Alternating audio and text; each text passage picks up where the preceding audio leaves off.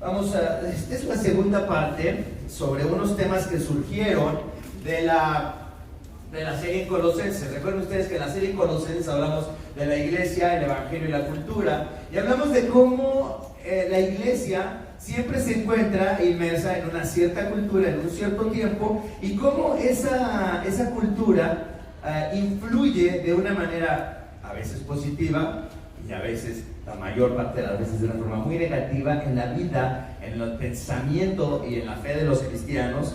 Y de ahí surgieron algunas ideas sobre las cuestiones de la sexualidad, las cuestiones del matrimonio, y hoy vamos a hablar, esta segunda parte, y es el último tema especial, porque casi siempre hacemos series en libros de la Biblia, pero ahora estamos haciendo algo temático, y este es el segundo tema y el último, sobre algunos aspectos o temas que surgieron de la epístola a los Colosenses. El sermón de hoy se titula Soltería, Matrimonio y Esperanza.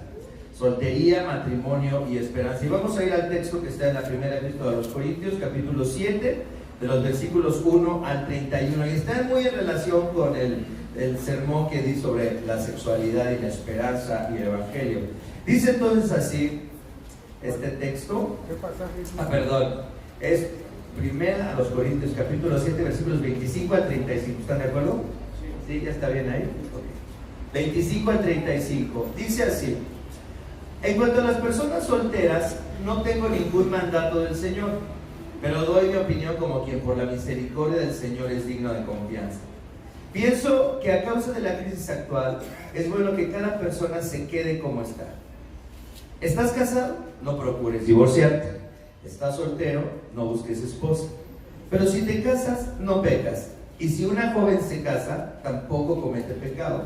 Sin embargo, los que se casan tendrán que pasar por muchos aprietos y yo quiero evitárselos. Lo que quiero decir, hermanos, es que nos queda poco tiempo. De aquí en adelante, los que tienen esposa deben vivir como si no la tuvieran. Los que lloran, como si no lloraran. Los que se alegran, como si no se alegraran. Los que compran algo, como si no lo poseyeran. Los que disfrutan de las cosas de este mundo, como si no disfrutaran de ellas. Porque este mundo, en su forma actual, está por desaparecer. Yo preferiría que estuvieran libres de preocupaciones. El soltero se preocupa de las cosas del Señor y de cómo agradarlo, pero el casado se preocupa de las cosas de este mundo y de cómo agradar a su esposa. Sus intereses están divididos.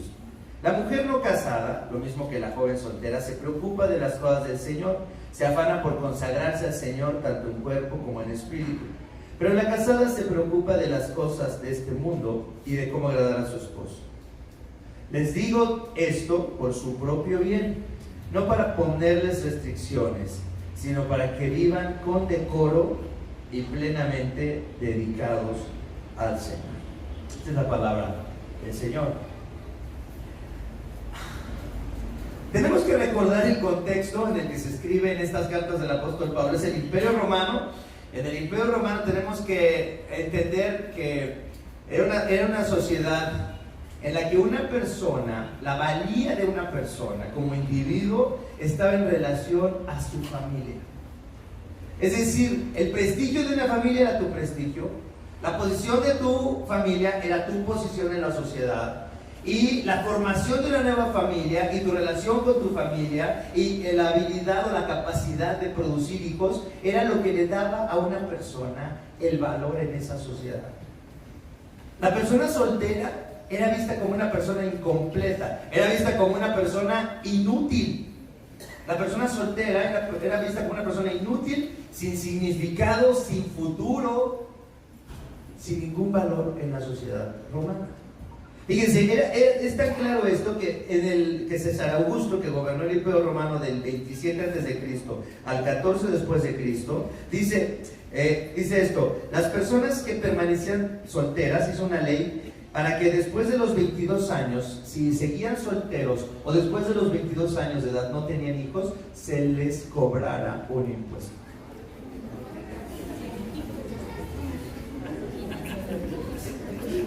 Por inútiles. Prácticamente era eso, de verdad, o sea, no creen que estoy siendo sarcástico. Era la idea de una persona soltera. ¿Para qué sirve? Que pague impuestos. No tiene hijos, no tiene esposa, no tiene futuro. Es un paria de la sociedad, que pague impuestos. Quiero que entendamos el contexto histórico de la sociedad romana, en la que Pablo, otra vez, a causa del Evangelio y de la comprensión de la nueva vida que hay en Cristo, dice cosas que son realmente revolucionarias, dice cosas que rompen los cánones de esa sociedad en la que se vivía. Ahora, quiero decirles esto: cada sociedad tiene valores, tiene ciertos valores, tiene ciertas cosas a las que les da muchísima importancia, pero que son contrarios a la dignidad de la persona. Esto quiero decirles que ha pasado en el Imperio Romano y pasa en nuestro tiempo. Y quiero decirles esto, algo que encontré que me parece muy interesante. Dice: la sociedad neopagana en la que vivimos, es decir, neopagana en el sentido de que todo el mundo puede creer en lo que quiera, no hay una verdad absoluta, hay muchas verdades, no nos importa lo que otras personas creen, hay esta idea de respeto, pero en realidad hay una indiferencia a lo que cada uno cree. Y en esta sociedad neopagana en la que vivimos hay un código de quién vale y quién no vale. ¿Están de acuerdo? Vamos a poner un aspecto. Dice: en diferente forma que en el Imperio Romano, pero hay valores que se ponen por encima de la dignidad humana. Por ejemplo, en nuestra sociedad la mujer que vale es la que es profesionista, exitosa, guapa, tiene hijos y sigue casada. Si a una mujer le falta algo de esta lista, es destruida aún por otras mujeres.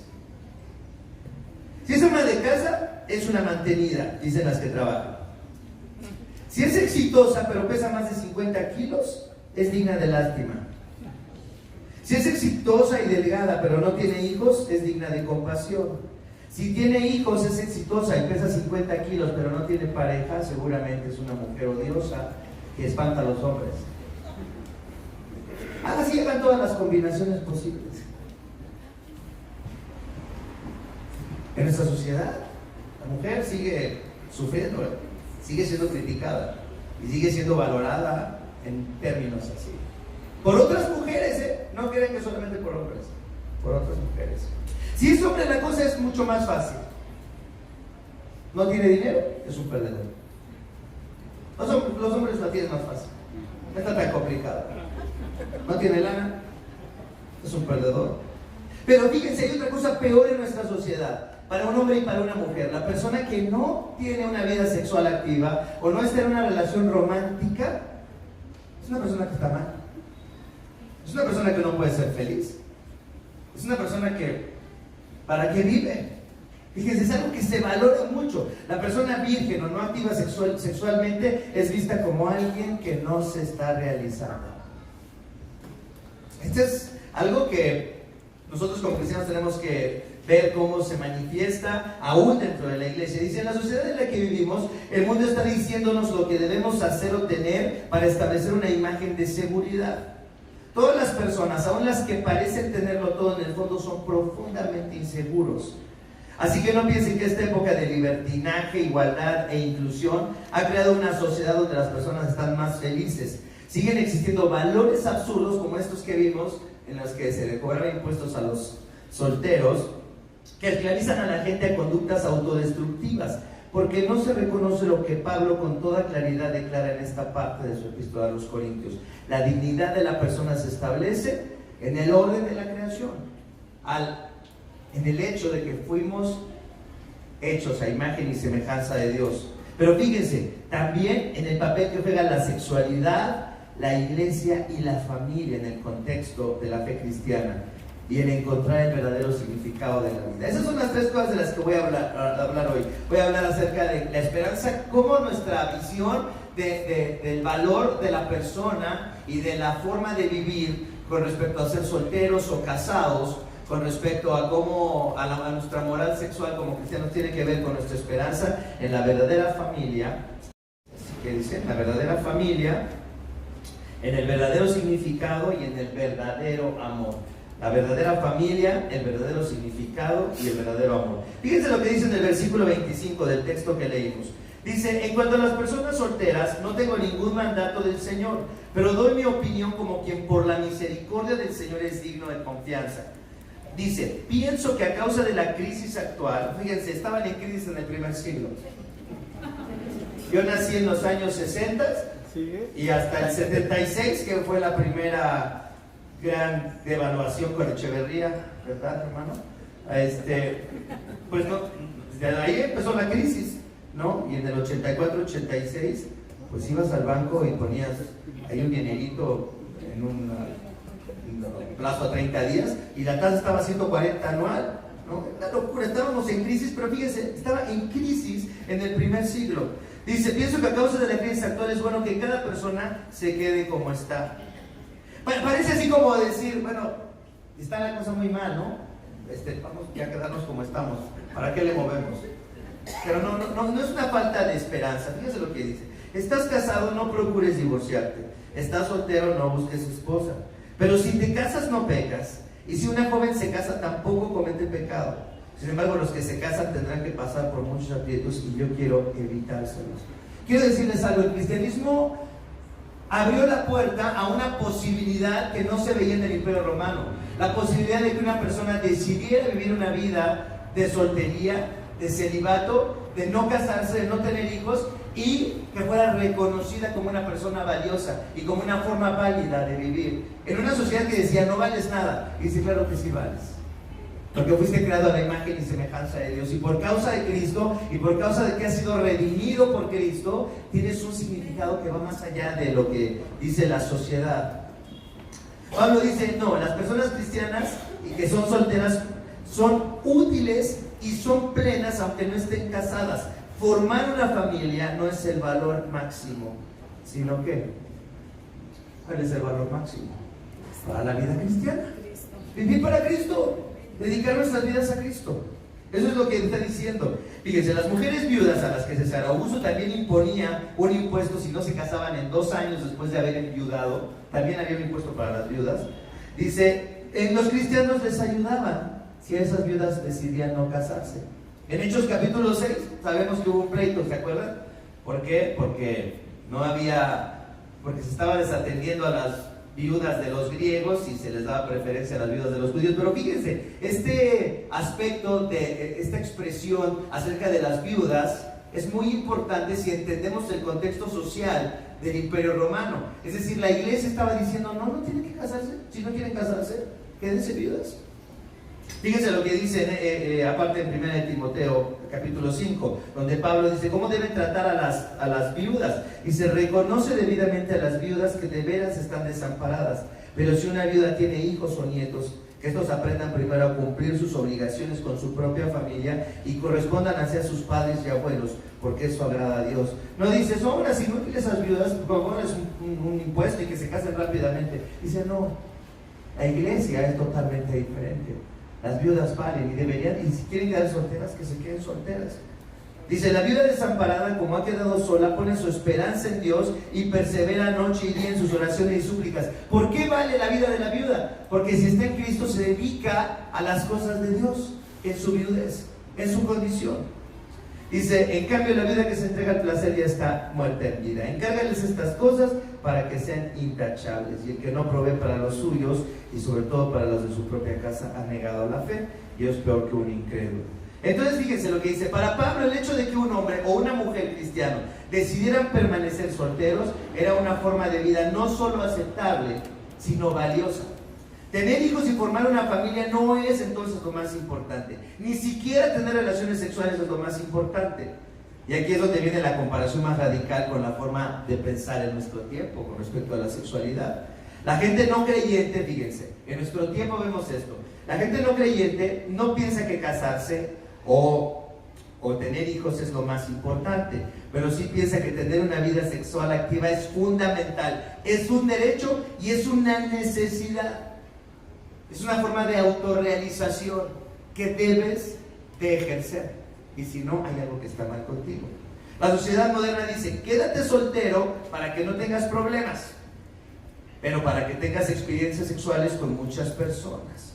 Y Pablo dice, por lo contrario, si te quedas soltero, no debes tener relaciones sexuales, sino dedicarte al Señor. Qué forma tan radical de pensar para el Imperio Romano y qué forma tan radical de pensar para nuestro tiempo. Fíjense, esta forma de pensar es revolucionaria hasta en la iglesia del siglo XXI. Fíjense, ¿qué pasaría si aquí en la iglesia, y esto no lo veríamos tan raro, que una mujer dijera, no me voy a casar, voy a dedicarme al Señor? Voy a ser la primera monja protestante. No. La primera monja reformada. Fíjense.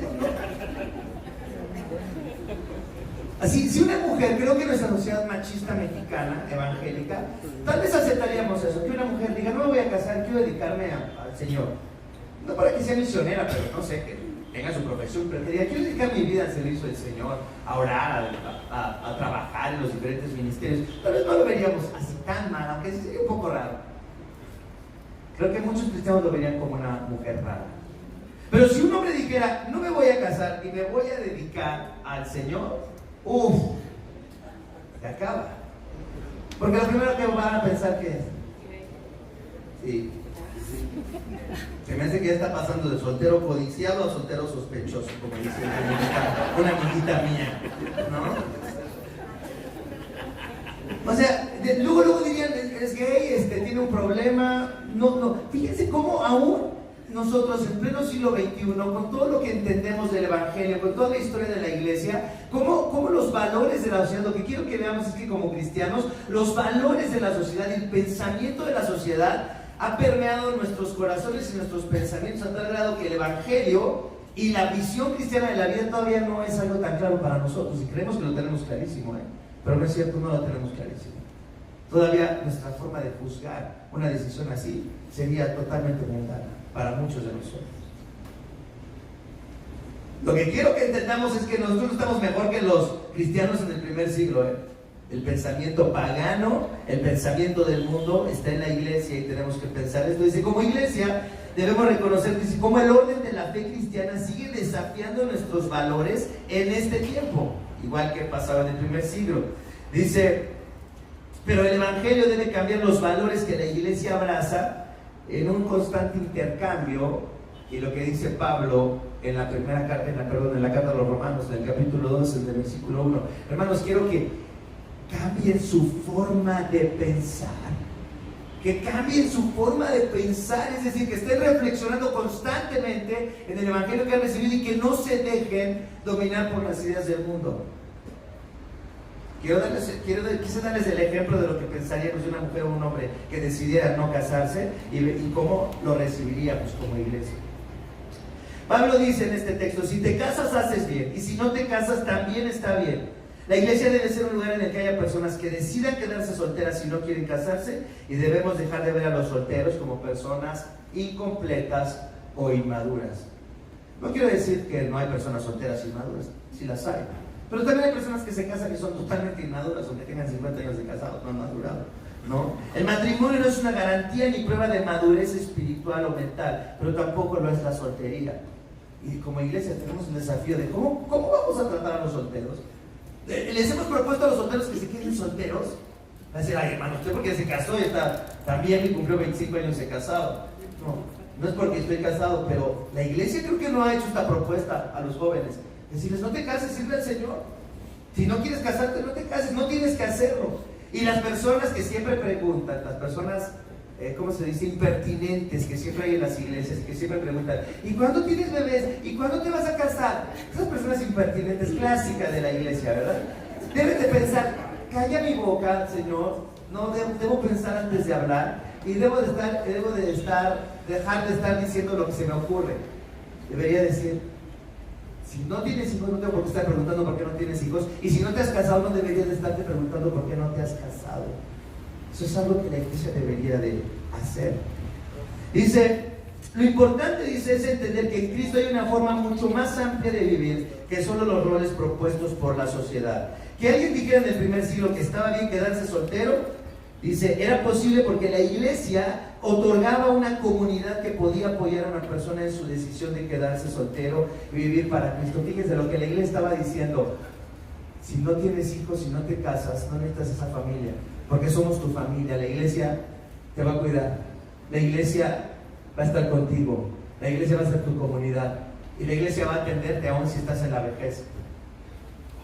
No, hay ejemplos así, padrísimos. Hay, por ejemplo, Anita y Sergio que se hacen cargo, por ejemplo, un poco de Cande, ¿no? Ha sido precioso ver a Cande, una persona tan mayor, venir al evangelio a sus casi 80 y tantos años, y que es una parte de la familia, ¿no?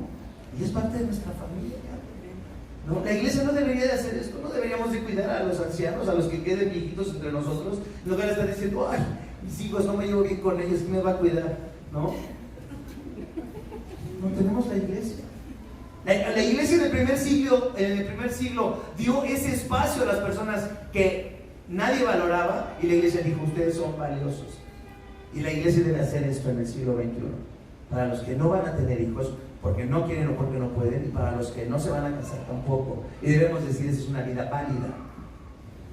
Estoy en la Ciudad de México, no sé si estoy loco por estar diciendo estas cosas aquí, pero esto es lo que veo en la palabra de Dios. Fíjense lo que dice Rodney Stark. Stark, está de moda ese apellido, ¿no? No quiero spoiler más, dice. Es un sociólogo estadounidense, recibió su doctorado de la Universidad de Berkeley y luego fue el investigador del Centro de Estudios para las Leyes y la Sociedad en la Universidad de Washington por 32 años y ahora es parte de los profesores de la Universidad de Baylor en Estados Unidos. Es decir, un sociólogo, un investigador. Y fíjense lo que dice de este nivel. Dice, la fe cristiana revitalizó la sociedad, proveer nuevos valores que hicieron posible hacer frente a los desafíos y problemas de las comunidades. En las ciudades donde había muchas personas en situación de calle y pobreza extrema, el cristianismo ofreció ayuda y esperanza. En las ciudades llenas de inmigrantes, la iglesia ofreció una comunidad de apoyo y amistades desinteresadas. A las viudas y huérfanos, la iglesia les ofreció una nueva familia. A la violencia en las ciudades, la iglesia ofreció reconciliación entre diferentes grupos.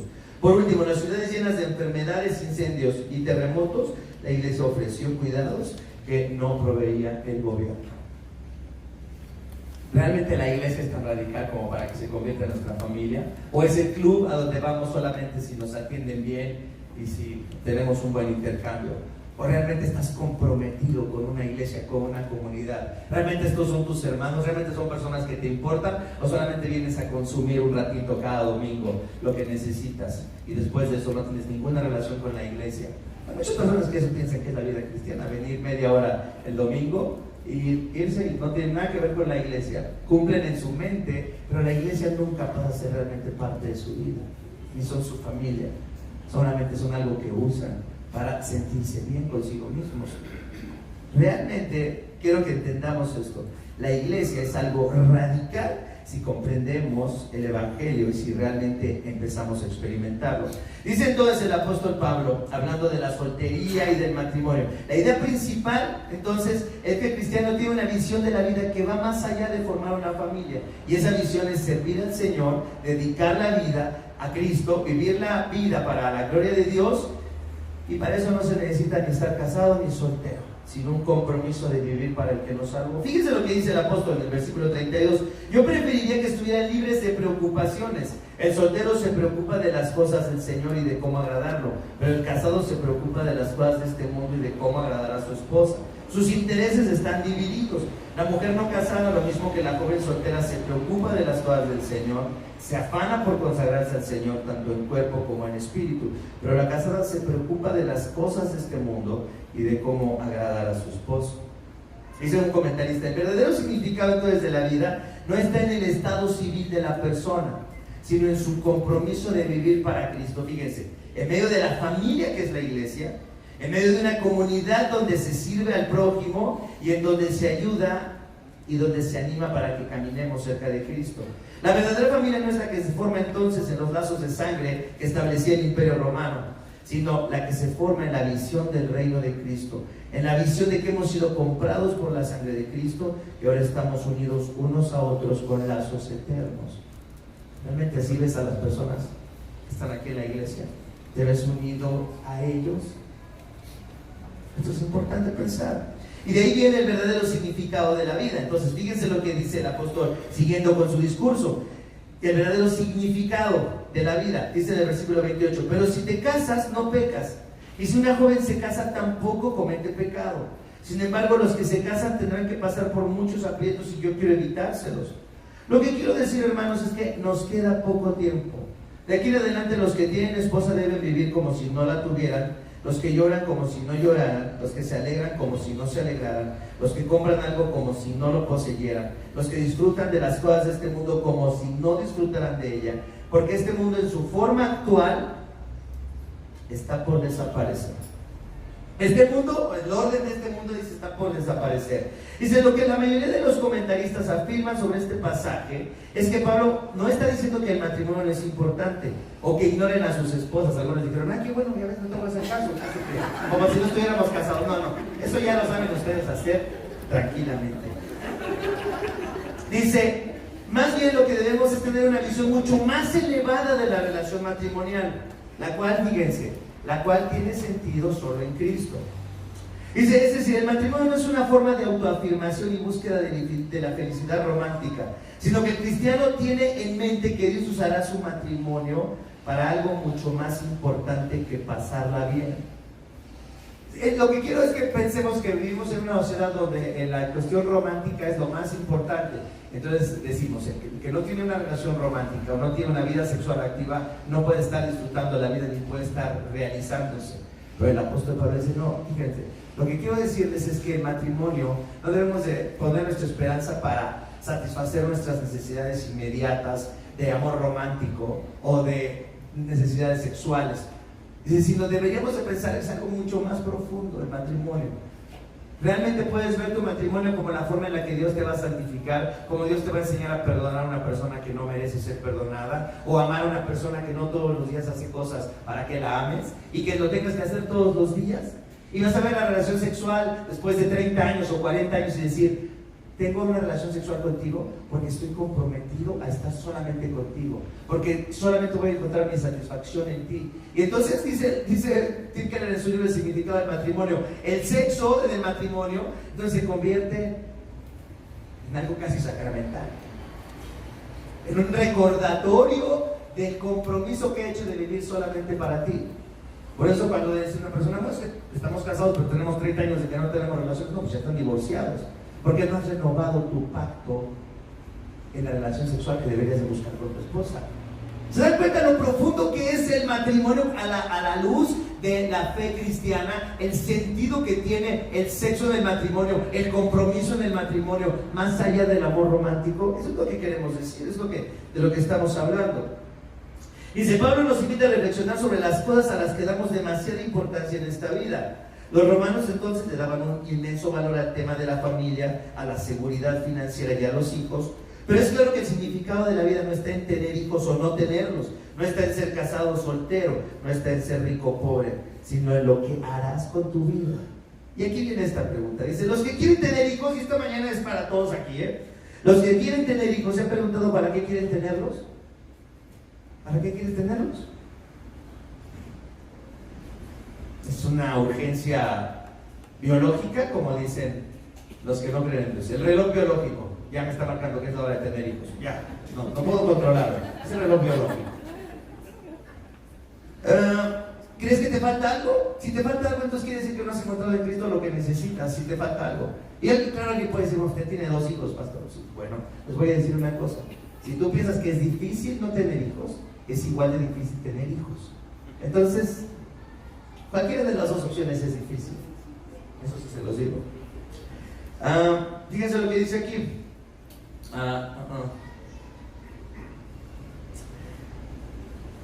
Los que están solteros, ¿para qué quieren casarse?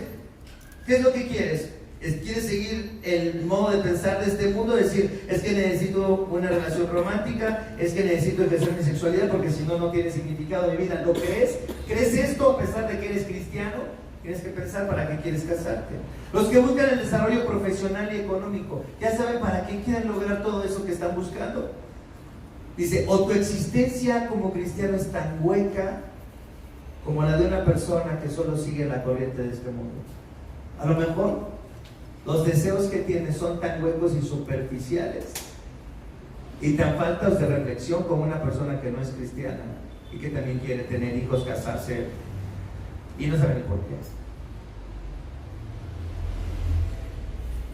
En el contexto de la vida, el sexo, el matrimonio y la soltería significa, dice, en el contexto de la vida, el sexo, el matrimonio y la soltería, ¿qué significan las palabras del apóstol? Fíjense, porque este mundo en su forma actual, la palabra forma griega es la palabra esquema. Eso me gustó mucho. La palabra esquema. El esquema de este mundo, dice, está por desaparecer. La forma en la que vivimos, la forma en la que nos relacionamos y lo que buscamos está por desaparecer. Ya no va a ser igual. A ver, ¿cómo es esto? Y si algunas personas piensan que Pablo hablaba así porque estaba un poco errado en su escatología, es decir, estaba pensando que ya Cristo venía y que ya no debíamos de pensar en estas cosas. No es eso. El apóstol no estaba guiado por una visión muy corta de la existencia, sino más bien por una visión más amplia de la realidad que vemos en Cristo, un propósito más alto que encontramos por la fe que tenemos en Cristo. Y los que no tienen esta esperanza, pues se acaba de escribir un libro, una mujer feminista acaba de escribir un libro que se llama ¿Por qué tener hijos? Un debate moral. Es de MIT Press, una casa de publicación muy importante en Estados Unidos, el MIT de Massachusetts. Y dice, la propuesta es esta, dice esta mujer: creo que a la luz del sufrimiento humano tenemos que pensar si es moral decidir tener un hijo. Y no hemos hablado de esto, debemos empezar a discutirlo. Porque ¿cómo puedes tomar la decisión de traer a una persona que va a sufrir a este mundo? Es inmoral hacerlo. Wow. Los cristianos no tienen esperanza. Que piensen así los que no conocen a Jesús deberíamos de verlo como algo natural. Pero que esto empiece a influir también en la iglesia nos tiene que hacer pensar. Y si las personas están considerando no tener hijos o no casarse por razones meramente egoístas, por razones que no tienen que ver con una esperanza, sino más bien con una falta de ella, y sobre todo por una confusión moral que proviene de una falta de entender el significado de la vida. Dice entonces, hablando el apóstol Pablo de esta forma en la que va a cambiar la existencia, y esto, a ver cuál es el verdadero significado de la vida. Cuando dice: los que tienen esposa, hagan como si no la tuvieran. Los que lloran, como si no lloraran. Los que se alegran, como si no se alegraran. Los que compran algo, como si no lo poseyeran. Y los que disfrutan de las cosas de este mundo, como si no disfrutaran de ella. Entonces, el apóstol Pablo no está diciendo que el matrimonio no importa, o que ya no compres nada, o que vivas llorando, o que deseches todo lo que tiene que ver con el mundo. No está diciendo eso, sino que realmente le des a cada cosa su lugar en el plan de Dios para tu vida, sabiendo que el significado de la vida no está en el matrimonio, ni en los hijos, ni en lo que poseemos, ni en disfrutar de lo creado, sino en que somos hijos de Dios. Entonces, el esquema del mundo va a cambiar. Por ejemplo, en el cielo no nos daremos en casamiento, ¿saben? Eso no va a haber sexo en el cielo. ¿Estaban seguros de eso o todavía tenían dudas? No habrá sol tampoco. Y no habrá mar. Alguien me dijo un día: no quiero la eternidad porque no va a haber mar. A mí me encanta la playa. Siempre aquí, y se los recuerdo porque se los he dicho muchas veces, porque la gente se acerca continuamente a preguntarme lo de siempre. ¿Qué me pregunta? Si en el cielo, ¿qué? ¿Va a haber perritos? Ya dijimos que sexo no, es la primera gran desilusión para muchas personas. No va a haber sexo, pues debería tener sexo en esta vida, porque si no va a haber sexo en la siguiente, ¿qué voy a hacer? Va a haber perritos, el pastor va a haber chocolate. ¿Qué es lo que siempre decimos? No perritos, no chocolate, no sexo. No, algo mejor que los perros. Algo mejor que el chocolate. Y obviamente algo mejor que el sexo. Si hay algo mejor que el sexo, yo quiero ir. Si hay algo mejor que el chocolate, yo quiero eso.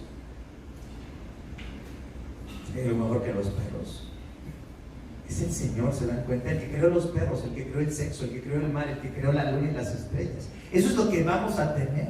No tenemos ni idea de lo que pensamos cuando pensamos en la eternidad.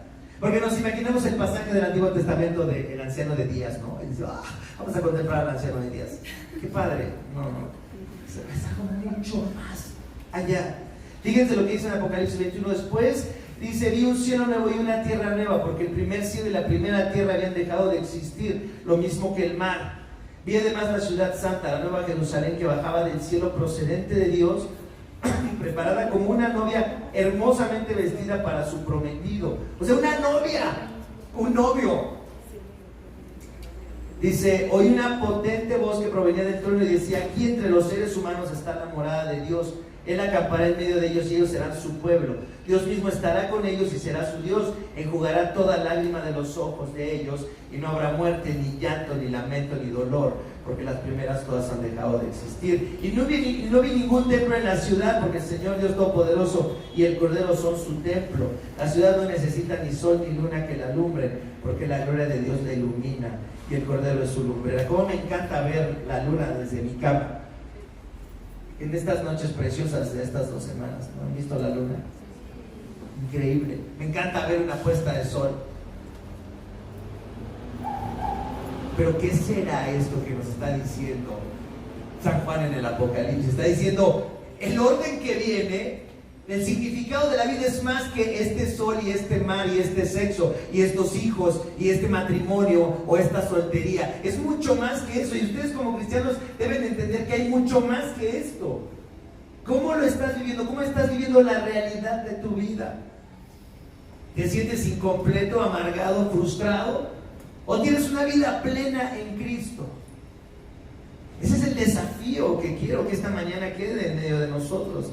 En Mateo 22:30 le dice el Señor Jesús a los saduceos, ¿no?, que no creían en la resurrección, y le dijeron: ¿con quién se va a casar una mujer que tuvo 7 maridos? Dice: miren, en la resurrección las personas no se casarán ni serán dadas en casamiento, sino que serán como los ángeles que están en el cielo.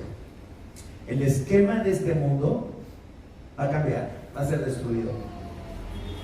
La vida eterna no tiene que ver con el orden de este mundo. Y por eso tu vida y tu visión y el significado de tu vida, y para qué quieres casarte, o para qué te quedas soltero, o para qué tienes hijos, o para qué haces una carrera, tiene que ver en relación con Dios. ¿Tiene significado tu vida? Sí, claro. Deberías ser un ingeniero, no un ingeniero, un ingenierazo. Deberías de ser un doctor, no un doctor, un superdoctor. Deberías de ser un maestro, no un maestro, pero un supermaestro. Deberías de ser un muy buen esposo, una muy buena esposa, una buena madre, un buen padre, un buen hijo. Deberías ser un buen profesionista, a causa del significado de las cosas que entiendes en Cristo, de que es importante todo lo que haces para Cristo, pero esto es pasajero. ¿Cómo vas a dedicar tu vida? ¿A Dios? ¿Para qué vas a vivirlo? ¿Para Dios o para ti, bajo los valores de la sociedad en la que vivimos? Finalmente, el verdadero amor. Entonces, la verdadera familia es la iglesia. El verdadero significado está en todo lo que hay en Cristo y el verdadero amor. Les digo esto en el versículo 35. Fíjense con lo que termina Pablo esta porción. Y digo, les digo esto por su propio bien. O sea, todo esto que les he dicho, de que si se casan, hacen bien, de que si se quedan solteros, está bien, de que hay muchas posibilidades de vivir para Cristo. Elige la que tú más quieras. Lo importante es que sea en Cristo y para Cristo. Elige lo que tú quieras. Dice, les digo esto no para ponerles restricciones, sino para que vivan con decoro y plenamente dedicados al Señor. Es decir, para que mientras están aquí tengan una buena vida y realmente experimenten la presencia de Dios en sus vidas, la realidad de Cristo en sus vidas.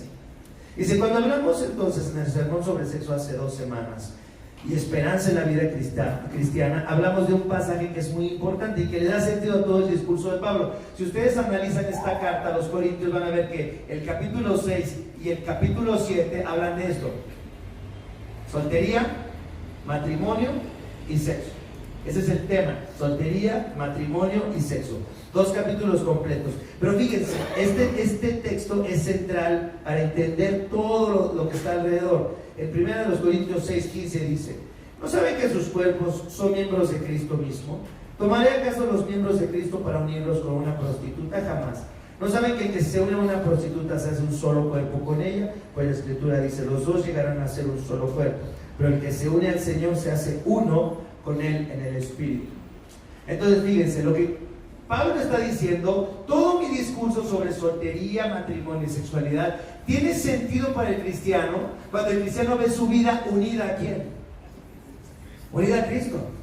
O sea, no podemos hablar de esto si no ves la unión que tienes con Cristo, si estás en la fe en Cristo. Y por eso pienso que muchas personas en la iglesia no pueden nunca vivir en este orden de la fe cristiana porque no entienden su unión con Cristo. Es más, algunos porque no están unidos todavía a Cristo. Dice, todo el discurso entonces de Pablo, todo lo que Pablo dice tiene sentido entonces en la unión con Cristo, en la esperanza que tenemos en Cristo por su vida, por su muerte y por su resurrección. Ser soltero tiene mucho sentido en Cristo. Casarse tiene mucho sentido en Cristo. Tener hijos o no tenerlos tiene mucho sentido en Cristo. La sexualidad solo tiene sentido en Cristo dentro del matrimonio, bajo el orden que Dios estableció en la creación. Si tú pones tu esperanza, fíjense, en encontrar el verdadero amor de tu vida, como Giselle, ¿verdad? En Encantada, ¿verdad? Have you found your true love? ¿Quién será tu verdadero amor? ¿Encontraste ya tu verdadero amor? Ya sabemos que nunca lo vamos a encontrar porque siempre te vas a casar con quien dijimos, con la persona equivocada. Tú crees que te casas con la persona que conoces, tú crees que la conoces, pero en realidad, dale 3 meses y va a cambiar. Mi esposa en los 25 años que ha estado casada conmigo ha vivido con 5 hombres diferentes y todo soy yo. Y no solamente porque soy bipolar y todo eso, sino de verdad, o sea, ¿quién se ha mantenido igual? Siempre estás con una persona extraña, siempre la estás conociendo, siempre estás pasando por diferentes etapas. Pero tiene mucho sentido si estás en Cristo. Dice entonces, hay personas que tienen que idealizar a su esposa o a su esposo, porque ver la realidad de la persona con la que están casados es muy doloroso. Entonces justifican de todo al esposo que es mala onda o a la esposa que tiene muchos defectos. Siempre, no, mi esposo es increíble, maravilloso, nunca discutimos. Bueno, está bien, sí, eso te hace feliz. Otros siguen buscando que su cónyuge cambie y siguen quejándose y amargados porque no tienen lo que quieren de la otra persona. Pero la fe cristiana le da sentido al matrimonio y al amor de una pareja diciendo, primeramente, de acuerdo a lo que dice Pablo, dice, si no tienes un amor de pareja, no pienses que lo necesites. Si lo tienes, vas a ver que no puedes satisfacerte. Y tercero, el verdadero amor que necesitas es el que se te ofrece en Cristo. ¿Quieres ser un buen esposo, una buena esposa? Deberías de tener una vida satisfecha en Cristo. ¿Quieres ser un buen soltero? Deberías tener tu vida satisfecha en Cristo. ¿Quieres ser un buen padre? Antes de serlo, ¿estás satisfecha tu vida en Cristo? Porque si quieres casarte, o si quieres ser soltero, o si quieres tener hijos para satisfacer tu vida, déjame decirte que solamente te estás condenando a la decepción. Solamente estás condenado a la decepción, porque no vas a obtener lo que quieres. Pablo dice, no les digo estas cosas para desanimarlos, sino para que vivan con decoro. Y fíjense lo que dice esta palabra. Esta palabra está horrible esta palabra. Aperis pastos, para que vivan sin distraerse. Fíjense lo que dice el apóstol Pablo. Lo que quiero, lo que les estoy diciendo al decirles todo esto acerca de la soltería, del matrimonio, del sexo y de nuestra unión con Cristo, es para que no se distraigan. Fíjate qué interesante. Si eres un soltero, puede ser que estás tan distraído pensando en el amor romántico cuando tienes tantas posibilidades de servir a Dios y de vivir para el Señor en tantos aspectos. Si estás casado y no tienes hijos y estás pensando en los hijos que no tienes, estás distrayéndote en algo que está tal vez robándote tantas posibilidades de servir y de hacer tantas cosas por el reino, porque estás distraído pensando en los hijos que no tienes, en la pareja que no tienes, en el amor romántico que no tienes, o en otros que quieren divorciarse, ¿verdad? También lo dice Pablo, ¿verdad? Entonces, oye, lo que quiero es divorciarme, ¿no? ¿Cómo me bajo de este pueblo? Dice Pablo, no se distraigan. Así como están bien. ¿No lo crees? ¿Tú crees que así como estás bien? No lo creemos. Sinceramente, no lo creemos. No creemos que estamos bien así. Eso es muy triste. Solo hay alguien que realmente puede satisfacer la necesidad que tenemos de ser conocidos, amados y aceptados. Si alguien te conoce y te ama a pesar de ver lo malo que hay en tu vida, lo horrible persona que puedes llegar a ser y de todos modos decide amarte, eso es una muestra de un amor verdadero. Pero solamente Cristo te conoce plenamente. Y sin tener necesidad, fíjate, de relacionarse contigo, porque realmente no necesita nada de ti, ha decidido amarte. No solamente sintiendo que te ama, pero dando su vida por ti. Yo no he tenido que dar mi vida por las personas que amo, ¿Tú sí? Pero Cristo sí tuvo que dar su vida por las personas que amaba. La vida cristiana entonces nos muestra el verdadero amor. Todos los demás amores son un llamado al verdadero amor que estamos buscando. Esto lo puedes obtener casado o soltero. Las dos cosas son difíciles, dice el apóstol Pablo. Si te casas vas a tener muchos problemas. Ambas cosas requieren que muramos a nosotros mismos.